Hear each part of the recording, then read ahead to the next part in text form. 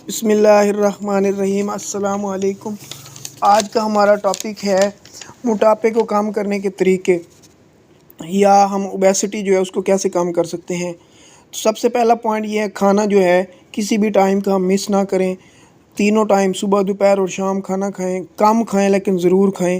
اگر اس سے کیا پرابلم ہو سکتا ہے، جب بھی ہم کھانا چھوڑیں گے تو سٹارویشن کی وجہ سے انسولین ریزسٹنس زیادہ ہو جائے گی، جس کی وجہ سے شوگر لیول بھی بڑھ سکتا ہے اور وزن بھی بڑھنے کے امکانات ہیں، لیکن کھانا چھوڑنے سے وزن کم ہونے کے کوئی امکانات نہ ہیں۔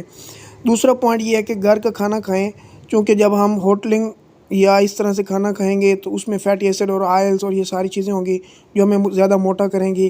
تکے اور کباب وغیرہ سے پرہیز کریں۔ تیسرا پوائنٹ یہ ہے کہ بھرپور ناشتہ کریں۔ بھرپور ناشتے کا مطلب ہے کہ جب بھی ہم ناشتہ کریں اس کے اندر پروٹین، فیٹس اور کاربوہائیڈریٹس لازمی شامل ہونے چاہیے۔ نمبر 4 پہ پوائنٹ یہ ہے کہ چبا چبا کر آرام سے کھائیں، کھانے کو وقت دیں، زیادہ سے زیادہ دیر جو ہے کھانے پر لگائیں، تقریباً آدھا گھنٹہ کھانا جو ہے وہ آپ ضرور ٹائم دیں کھانے کو۔ نمبر 5 پوائنٹ یہ ہے، 3 سے 5 کپ سلاد جو ہے وہ ڈیلی استعمال کریں۔ بعض دفعہ ہم جو ہے موٹاپا کم کرنے کے لیے روٹی اور چاول کو کھانے سے نکال دیتے ہیں، ایسا ہرگز نہ کریں۔ روٹی اور چاول ساتھ ضرور استعمال کریں۔ اور جو ہے اس کے علاوہ نمبر فروٹ اور پروٹینز اور دال اور سبزیاں اور سب کچھ جو ہے وہ کھانے کے اندر ضرور شامل رکھیں۔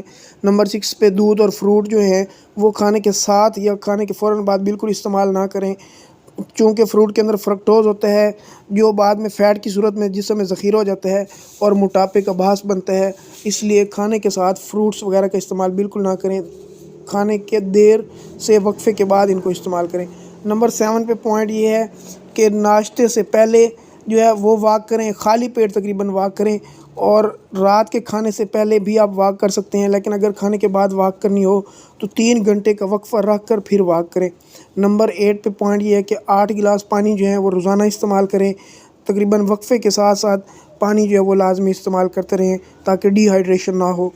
اور اس کے علاوہ نمبر 9 یہ ہے کہ ہمیں نیوٹراسیوٹیکلس جو ہیں وہ استعمال کرنے چاہیے تاکہ ہمیں جو ہے اس سے موٹاپے سے جو ہے وہ چھٹکارا مل سکے۔ نیوٹراسیوٹیکلس میں آپ لیموں کا پانی استعمال کر سکتے ہیں اور زیرے کا پانی بھی بنا کے جو ہے وہ آپ ساتھ ساتھ استعمال کر سکتے ہیں۔ نمبر 10 پہ آخری پوائنٹ یہ ہے کہ رات کے کھانے کا شیڈول جو ہے وہ سونے سے 3 گھنٹے پہلے جو ہے کھانا استعمال کریں۔